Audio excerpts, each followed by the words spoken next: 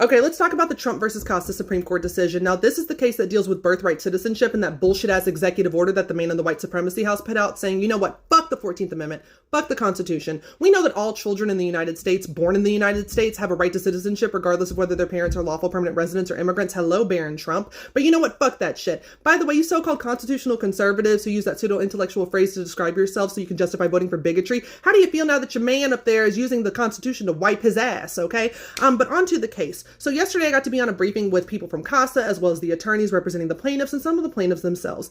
And they said there are three key things to remember. First of all, the Supreme Court said that this will not go into effect, meaning the executive order, for 30 days, now 29 days. So for the next 29 days, all children in the United States who are born here don't have to worry about that EO. Second of all, they have now filed a lawsuit to try to certify a class for a class action lawsuit. This will get around the universal injunction issue, which I'll explain in a minute. And even people who are born after the class is certified would still be covered as long as they fit the criteria. Third, they are also seeking a TRO or temporary restraining order, which is different from an injunction because it's not as permanent. They're likely to get that, okay? Now, on to the Supreme Court decision. So the majority opinion did not actually address whether the EO is unconstitutional. It very clearly is. Let's just be very clear about that, okay? Instead, they use this as an opportunity to attack universal injunctions. So what happened is the Supreme Court was addressing the lower court's decision, the federal court, to put in a universal injunction on this and say, you know what, this executive order cannot go into effect anywhere in the country while we are going through the lawsuit on this, okay? Not just for the plaintiffs, but for anybody in the country.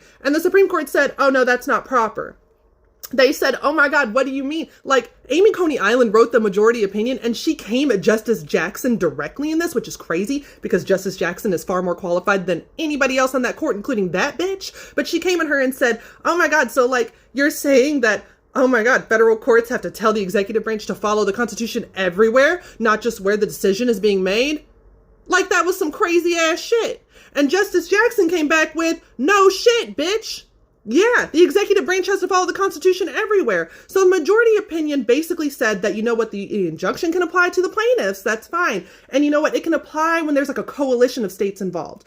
But if the decision is made in, say, a district court in Maryland, you can't take that decision and that injunction outside the district court in Maryland and apply it to, say, some kid in Texas, even though the shit is just as unconstitutional in fucking Texas. So they've made it so that they have to make people sue in multiple places and waste time and money and energy to get multiple injunctions all across the country. They're basically doing some pussy ass shit and not telling that fucking fascist, hell fucking no. Now let's be clear. They are not going to go against birthright citizenship. Amy Coney Island got Haitian babies. Clarence Thomas don't want to be back in the field. But they are some punk-ass spineless hoes who have now hamstrung the judiciary because now they can't put universal injunctions on anything.